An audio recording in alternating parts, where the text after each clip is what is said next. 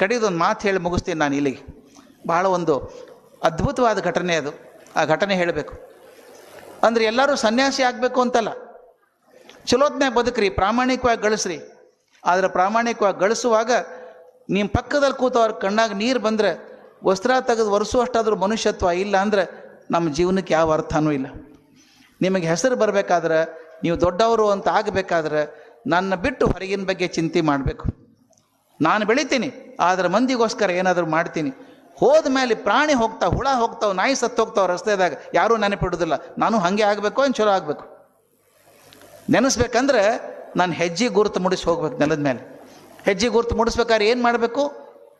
ನಾನು ಒಬ್ಬನೇ ಬದುಕಿದ್ರೆ ಸಾಲೋದಿಲ್ಲ, ನನ್ನ ಜೋಡಿ ಯಾರಿದ್ದಾರೋ ಅವ್ರಿಗೆ ಬದುಕು ಹಂಚ್ಕೋಬೇಕು. ಗೊತ್ತಿರೋದನ್ನು ಹೇಳ್ರಿ. ಕೊಡ್ಬೇಕಂದ್ರೆ ರೊಕ್ಕನೇ ಕೊಡ್ಬೇಕಂತಲ್ಲ, ರೊಕ್ಕ ಕೊಡೋದು ಮುಖ್ಯ ಅಲ್ಲೇ ಅಲ್ಲ. ಒಂದು ಒಳ್ಳೆಯ ಮಾತು ಕೊಡ್ಲಿಕ್ಕೆ ಬರೋದಿಲ್ಲ, ನಿಮ್ಗೆ ಗೊತ್ತಿರುವಂಥ ಜ್ಞಾನ ಹಂಚಲಿಕ್ಕೆ ಆಗೋದಿಲ್ಲ. ಅದು ಮಾಡಿದಾಗ ದೊಡ್ಡವರಾಗ್ತೀವಿ. ಇದೊಂದು ಆದಂಥ ಘಟನೆ ಹೇಳಿ ಮುಗಿಸ್ತೀನಿ ನಾನು. ಭಾಳ ಚಂದ ಘಟನೆ ಇದು. ಇದನ್ನು ಬರೆದು ನಾನು ಇಂಟರ್ನೆಟ್ನಾಗ ಹಾಕಿ ಸುಮಾರು 10-11 ವರ್ಷ ಆಗಿರಬೇಕು. ನನಗೆ ಸುಮಾರು 27,000 ಮೇಲ್ ಬಂದಾವ, ಇಮೇಲ್ ಬಂದಾವ. ಎಲ್ಲರೂ ಹೇಳ್ತಾರೆ ಈ ಘಟನೆ ನನ್ನ ಜೀವನ ಬದಲಾಯಿಸೋದ ಅಂತ ಹೇಳ್ತಾರೆ. ನನ್ನೂ ಬದಲಾಯಿಸೋದು ಗತೆ ಇದು, ಅದು ಹೇಳ್ಬೇಕು ನಿಮಗೆ. ಇದಾದದ್ದು ಚೆನ್ನೈದೊಳಗೆ, ಮದ್ರಾಸ್ನೊಳಗೆ.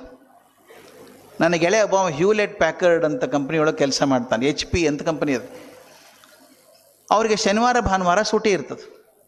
ಒಂದು ದಿವಸ ಆರಾಮ್ ಕೂತಾನ ಪೇಪರ್ ಓದ್ಕೋ. ಶನಿವಾರ ದಿವಸ ಅವ್ನು ಹೆಂಡ್ತಿ ಬಂದ್ಲು, ಎಷ್ಟು ಪೇಪರ್ ಓದ್ತೀರಿ, ಸಾಕು ಮಾಡ್ರಿ ನಾ ನೋಡ್ರಿ ನಿಮ್ಮ ಮುದ್ದಿನ ಮಗಳು ಏನು ಮಾಡ್ತಾ.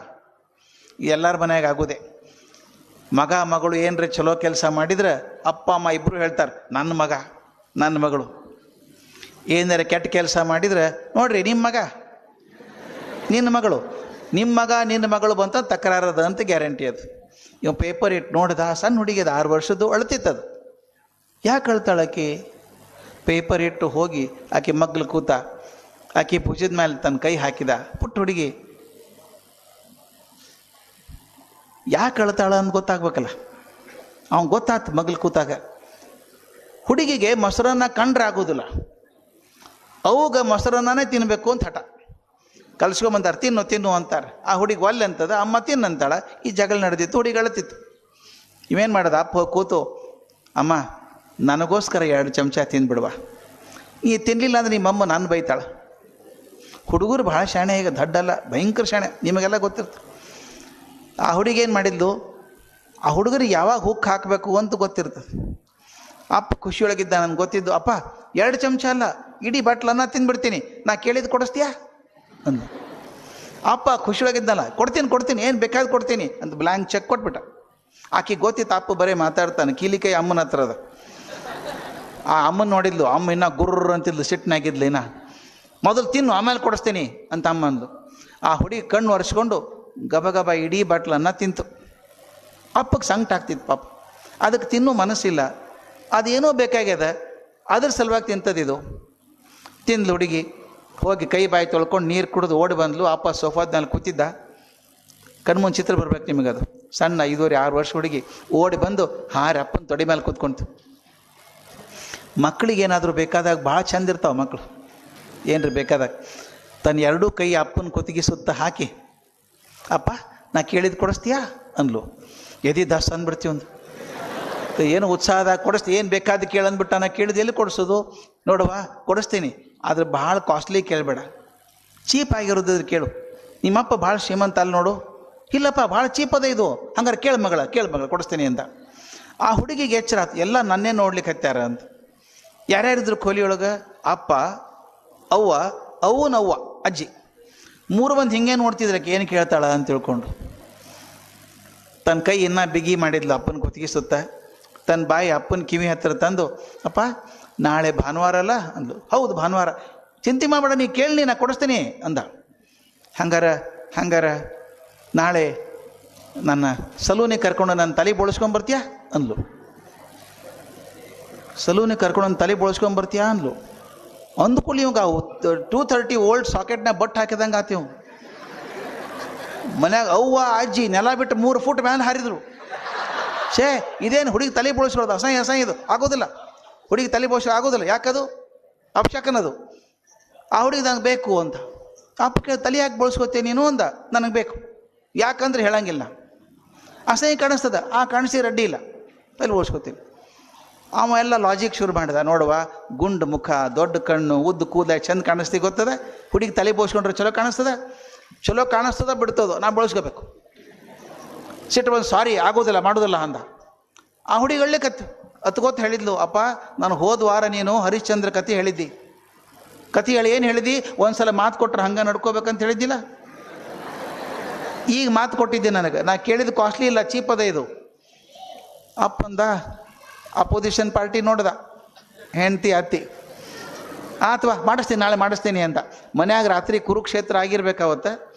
ಮರುದಿವ್ಸ ಮುಂಜಾನೆ ಹುಡುಗಿನ ಕರ್ಕೊಂಡು ಹೋಗಿ ತಲೆ ಬಳಸ್ಕೊಂಡು ಬಂದ. ವಿಚಿತ್ರ ಕಾಣಿಸ್ತಿತ್ತದು. ಮರುದಿವ್ಸ ಮುಂಜಾನೆ ಸಾಲಿಗೆ ಹೋಗ್ಲಿಕ್ಕೆ ತಯಾರಾಗಿತ್ತು. ನಿಮ್ಮ ಮುಂದೆ ಕಣ್ಮುಂದೆ ಚಿತ್ರ ಬರ್ತದೆ. 6 ವರ್ಷದ ಹುಡುಗಿ, ಒಳ್ಳೆ ಯೂನಿಫಾರ್ಮು, ಹೆಗಲಿಗೆ ಒಳ್ಳೆ backpack, water bottle, tiffin carrier, ಬೋಳ್ತಲಿ. ಅಪ್ಪ ಕರ್ಕೊಂಡು ಹೋದ ಕಾರ್ನ್ಯಾಗ, ಸಾಲಿ ಹತ್ರ ಬಿಟ್ಟ. ಆ ಹುಡುಗಿ ನಿಧಾನಕ್ಕೆ ಹೋಗಿ ಗೇಟ್ ಹತ್ರ ನಿಂತ್ಕೊಂತೀವಿ. ಆಕೆ ನೋಡ್ಲಿಕ್ಕೆ ಆಗೋಲ್ತಾವ. ಒಳಗೆ ಹೋಗೋ ಅಂದ. ಇಲ್ಲ, ನಾನು ಫ್ರೆಂಡ್ ಬರ್ತಾನೆ, ಕಾಯ್ತೀನಿ ಅಂದು. ಅದು ಯಾವ ಫ್ರೆಂಡಪ್ಪ ಅವನು, ನೋಡೇ ಬಿಡ್ತೀನಿ ನಾನು ಅಂತೀವಿ. ಕಾರ್ನ್ಯಾಗ ಕೂತ. ಹಿಂದೆ ಇನ್ನೊಂದು ಕಾರ್ ಬಂತು. ಆ ಕಾರ್ನ ಹುಡುಗ ಇಳ್ದ, ಸಣ್ಣ ಹುಡುಗ, ಇದೇ ವಯಸ್ಸಿನ ಹುಡುಗ. ಇಂಥದೇ ಯೂನಿಫಾರ್ಮು, ಇಂಥದೇ ಬ್ಯಾಕ್ ಪ್ಯಾಕು, ಇಂಥದೇ ವಾಟರ್ ಬಾಟ್ಲು, ಟಿಫಿನ್ ಕ್ಯಾರಿ, ಅವಂದು ಬೋಳ್ತಲಿ. ಆ ಹುಡುಗ ನಿಧಾನಕ್ಕೆ ಹುಡುಗಿ ಹತ್ರ ಮಾತಾಡ್ತಿದ್ದ. ಇವಂದ ಶಾಲಿ ಯೂನಿಫಾರ್ಮ ಚೇಂಜ್ ಆತೋ ಏನೋ.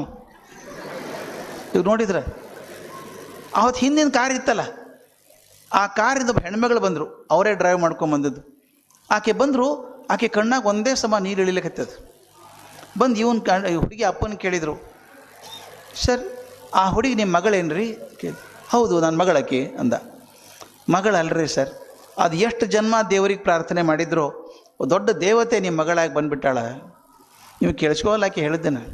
ಆ ಹುಡುಗ ನಿಮ್ಮ ಮಗ ಏನು ಅಂತ ಕೇಳ್ದ. ಹೌದು, ನನ್ನ ಮಗ ಅವ. ವಿಚಿತ್ರ ನೋಡ್ರಿ ಅಂದಿವ. ನನ್ನ ಮಗಳ ಮನೆ ಶನಿವಾರ ಹಠ ಹಿಡಿದ್ಲು ಅಂತ ನೀನು ತಲೆ ಬಳಸ್ಕೊಂಬಂದು ಹಾಕಿದ್ದು, ನಿಮ್ಮ ಹುಡುಗನ ತಲೆ ಬಳಸ್ಕೊಂಡು ನನಗೆ ಏನು ವಿಶೇಷ ಅಂತ ಕೇಳಿ ಆಕೆ ಕಡೆ ನೋಡ್ದ, ಹೆಣ್ಮಗಳ ಕಡೆ. ಆಕೆ ಮೊದಲೇ ಅಳ್ಳಿಕ್ಕೆ ಹತ್ತಿದ್ಲಲ್ಲ, ಇವ ಹಿಂಗೆ ಹೇಳಿದ ಕೂಡಲೇ ನೆಲದ ಮೇಲೆ ಕುಸಿದು ಬಿಟ್ಟು ಬಿಕ್ಕಿ ಅಳ್ಳಿಕ್ಕೆ ಹತ್ಬಿಟ್ಲಕ್ಕೆ. ಇವು ಗಾಬರಿ ಆಯ್ತು. ನಾ ಏನು ತಪ್ಪು ಹೇಳಿದ್ನೇನು? ಸಾರಿ, ನಾನು ತಪ್ಪು ಹೇಳಿದ್ದೇನು? ತಪ್ಪೇನು ಹೇಳಿಲ್ರಿ, ಕಣ್ಣು ಒರೆಸ್ಕೊಂಡು ಹೇಳಿದ್ಲು. ನನ್ನ ಮಗ ತಲೆ ಬಳಸ್ಕೊಂಡಿಲ್ಲ ಸರ್. ನಾನು ಒಂದೇ ಮಗ, ಹುಟ್ಟಿದ್ದೇ ಒಂದದು. 3 ವರ್ಷದ ತೆಳಗೆ ಅವ್ನಿಗೆ ಜ್ವರ ಬರ್ತಿತ್ತು ಭಾಳಷ್ಟು. ಡಾಕ್ಟ್ರ್ ಕಡೆ ತೋರಿಸಿದ್ವಿ, ಔಷಧಿ ಕೊಟ್ಟರು ಕಮ್ಮಿ ಆಗ್ತಿತ್ತು. ಈಗ 8 ತಿಂಗಳಿಂದ ಕರ್ಕೊಂಡೋಗಿ ತೋರಿಸಿದ್ರೆ ಹೇಳ್ತಾರೆ, ನಿಮ್ಮ ಮಗ ರಕ್ತದ ಕ್ಯಾನ್ಸರ್ ಅದ, ಅದು ಫೈನಲ್ ಸ್ಟೇಜ್ನಾಗಿದ್ದಾನಮ್ಮ, ಏನೂ ಮಾಡಲಿಕ್ಕಾಗೋದಿಲ್ಲ. ನಿಮ್ಮ ಮನ್ಯಾಗ ಅತಿಥಿ ಇದ್ದಂಗೆ ಇರ್ತಾನೆ, ಯಾವಾಗ ಬೇಕಾದರೂ ಎದ್ದು ಹೋಗ್ಬಿಡ್ಬೋದಮ್ಮ, ಇರೋ 2 ದಿವಸ ಚಲೋತ್ನ ನೋಡ್ಕೋರಿ ಅಷ್ಟೇ ಅಂದರು. ಕೆಮೊಥೆರಪಿ ಟ್ರೀಟ್ಮೆಂಟ್ ಕೊಡ್ಲಿಕ್ಕೆ ಶುರು ಮಾಡಿದ್ವಿ. ಕೆಮೊಥೆರಪಿ ಕೊಟ್ಟ ಮೇಲೆ ಮೈ ಮೇಲೆ ಕೂದಲು ಉದುರು ಹೋಗಿ, ದೇಹ ಶಿಂಕ್ ಆಗಿ ಬಹಳ ಕುಸಿದು ಹೋಗ್ಯಾನ ಹುಡುಗ. ಪ್ರತಿ ಸಲಕ್ಕೆ ಕೆಮೊಥೆರಪಿ ಮುಗಿಸ್ಕೊಂಬಂದಾಗ ನಾವು ಬದುಕೋದಿಲ್ಲ ಅಂತ ಅನಿಸ್ಬಿಡುತ್ತದೆ ನಮ್ಗೆ, ಆ ಪರಿಯಾಗಿರ್ತದೆ. ಆದರೆ ನಿಮ್ಮ ಮಗಳಿದ್ದಾಳಲ್ಲ, ಪ್ರತಿ ಸಲ ನಮ್ಮ ಮನೆಗೆ ಬರ್ತಾಳೆ ಕೆಮೊಥೆರಪಿಯಿಂದ ಬಂದಾಗ, ಬಾರೋ ಸಾಲಿಗೆ ಬಾರೋ, ಆರಾಮ ಅನ್ನಿಸ್ತದ ಅಂತಾಳೆ. ಇಲ್ಲ, ನಾ ಬರೋದಿಲ್ಲ, ಬರ್ಕೊಳಕ್ಕಾಗೋದಿಲ್ಲ ಅಂದ. ನಾ ಬರ್ಕೋತೀನಿ ಬಾ ಅಂದ್ಲು. ಮೊನ್ನೆ ಶುಕ್ರವಾರ ದಿವಸ ಅವ್ನು ಕರ್ಕೊಂಬಂದಾಗ ಡಾಕ್ಟ್ರೇ ಹೇಳಿದ್ರು ಬದುಕು ಸಾಧ್ಯ ಇಲ್ಲ ಇವತ್ತು ಅಂತ ಹೇಳಿದರು. ನಿಮ್ಮ ಮಗಳು ಬಂದು ಕೂತು, ಸೋಮವಾರ ಸಾಲಿಗೆ ಬಾರೋ, ಸ್ವಲ್ಪ ಆರಾಮ ಅನ್ನಿಸ್ತದೆ, ಫ್ರೆಂಡ್ ಜೋಡಿ ಆಟ ಆಡಿದ್ರೆ ಚಲೋ ಅನ್ನಿಸ್ತದೆ ಅಂದ್ಲು. ಇಲ್ಲ, ನಾ ಬರೋದಿಲ್ಲ, ನಾನು ನೋಡಿ ಹುಡುಗರು ನಗ್ತಾರೆ ಅಂದ. ಆಗ ನಿಮ್ಮ ಮಗಳು ಏನು ಮಾಡಿದ್ಲು ಗೊತ್ತದ?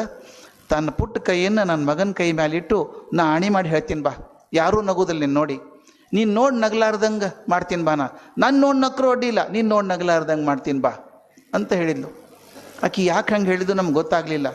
ಈಗ ನನ್ನ ಮಗಳನ್ನ ಬಿಡ್ಲಿಕ್ಕೆ ಬಂದದ್ದು ಆಕೆ ಮಾತು ನಂಬಿ ನನ್ನ ಮಗ ಮೊದಲನೇ ಸಲ ಸಾಲಿಗೆ ಬಂದಾನ. ಇವತ್ತು ಬರಬೇಕಾದ್ರೆ ನೋಡಿದೆ, ನಿಮ್ಮ ಹುಡುಗಿ ಗೇಟ್ ಹತ್ರ ನಿಂತಿತ್ತು, ತಲೆ ಬೋಳಿಸ್ಕೊಂಡದ್ದು ನೋಡಿ, ಇದು ನನ್ನ ಮಗನಿಗೋಸ್ಕರ ನಿಮ್ಮ ಮಗಳು ಮಾಡಿದಂಥ ತ್ಯಾಗ ಅಂತ ಗೊತ್ತಾಯ್ತು.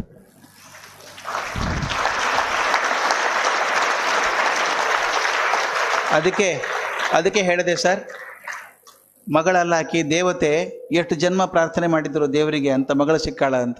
ಆಗ ಅಪ್ಪಗೆ ಗೊತ್ತಾತಂತ ಮಗಳು ಯಾಕೆ ಹಿಂಗೆ ಮಾಡಿದ್ಲು ಅಂತ ತನ್ನ ಮುಖ ಕೈಯೊಳಗೆ ಹಿಡ್ಕೊಂಡು ಬಿಕ್ಕಿ ಅತ್ತ, ಅಮ್ಮ ಈ ಜನ್ಮದಾಗೇನೋ ನನ್ನ ಮಗಳಾಗಿ ಹುಟ್ಟಿ ಬಂದಿಯಮ್ಮ, ನೀನು ಮುಂದಿನ ಜನ್ಮದಾಗ ಮಾತ್ರ ನನ್ನ ಮಗಳಾಗಿ ಹುಟ್ಟಬೇಡ, ತಾಯಿಯಾಗಿ ಹುಟ್ಟಿ ಬಾ, ಇನ್ನೊಬ್ಬರನ್ನ ಪ್ರೀತಿ ಮಾಡೋದು ಹೆಂಗೆ ಅಂತ ತೋರಿಸ್ಕೊಡು ಅಂತ ಕೇಳಿದೆ. ಇವತ್ತು ಜೀವನಕ್ಕೇನಾದರೂ ಅರ್ಥ ಇದ್ದರೆ, ಜೀವನದಾಗ ಯಶಸ್ಸು ಅಂತ ಬರಬೇಕಾದ್ರೆ ಪರಿಶ್ರಮ ಪಡಬೇಕು ಮೊದಲೇದು. ನಿಮ್ಮ ಗುರಿ ಮೇಲಿನ ಕಣ್ಣು ತೆಗಿಬಾರ್ದು ಎರಡನೇದು. ನೀವು ಬೆಳವಣಿಗೆ ಹಾದಿಯೊಳಗೆ ಹಾದಿ ತಪ್ಪಬಾರ್ದು. ಯಾವುದು ಯಶಸ್ಸು ಅಂತ ತಿಳ್ಕೊಬೇಕು ಸ್ಪಷ್ಟಾಗಿ. ಹಣ, ಅಧಿಕಾರ ಇದ್ರ ಬೆನ್ನು ಹತ್ತಿ ಹೋಗ್ಬೇಡ್ರಿ, ಜ್ಞಾನದ ಬೆನ್ನು ಹತ್ತಿರಿ. ಜ್ಞಾನದ ಬೆನ್ನು ಹತ್ತಿದ್ರೆ ಎಲ್ಲ ಅಧಿಕಾರ ಹುಡ್ಕೊಂಬರ್ತದೆ ನಿಮ್ಮ ಕಡೆಗೆ. ಅಧಿಕಾರ ಬೆನ್ನು ಹತ್ತಿದ್ರೆ ಜ್ಞಾನ ಬರೋದಿಲ್ಲ. ಯಾಕೆ ಸಿದ್ದೇಶ್ವರ ಸ್ವಾಮಿಗಳು ಕಾಲು ಹಿಡ್ಕೋತಾರೆ ಚೀಫ್ ಮಿನಿಸ್ಟರ್ ಬಂದು? ಅಲ್ಲಿ ಜ್ಞಾನದ ಜ್ಞಾನ ಇದ್ದಲ್ಲಿ ಅಧಿಕಾರ ಹುಡ್ಕೊಂಬರ್ತದೆ. ಆದ್ದರಿಂದ ಜ್ಞಾನದ ಬೆನ್ನು ಹತ್ತಿ ಹೋಗ್ರಿ. ಮತ್ತು ದೊಡ್ಡವರು ಆದಮೇಲೆ ಬರೀ ನಿಮಗೋಸ್ಕರ ಬದುಕಬೇಡ್ರಿ, ಪ್ರಪಂಚಕ್ಕೋಸ್ಕರ ಬದುಕಿದ್ರೆ ಎಲ್ಲರೂ ದೊಡ್ಡವರಾಗ್ತೀರಿ. ಭಗವಂತ ಒಳ್ಳೇದು ಮಾಡಲಿ ನಿಮಗೆ. ನಮಸ್ಕಾರ.